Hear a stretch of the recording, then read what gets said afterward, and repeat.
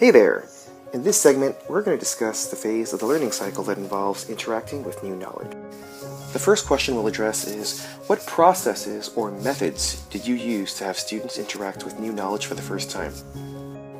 One thing I would say would be to not be afraid to mix it up.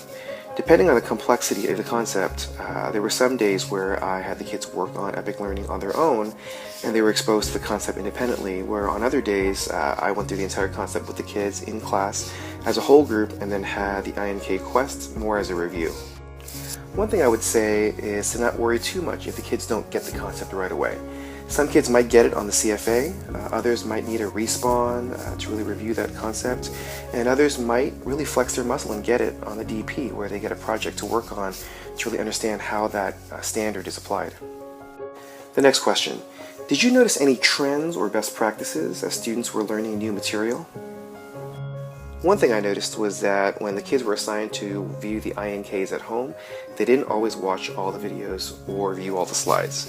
So there were times where I had them work on that in class, or I would have them work on them at home, but I might quiz them, kind of like a CFA at school. Pre-made thinking maps were also helpful. I created this brace map template on Google Drive and then pushed this out to the kids via Google Classroom so they can work on this with the corresponding quest. The last thing I noticed was that some of my star learners would take notes while they're viewing quests.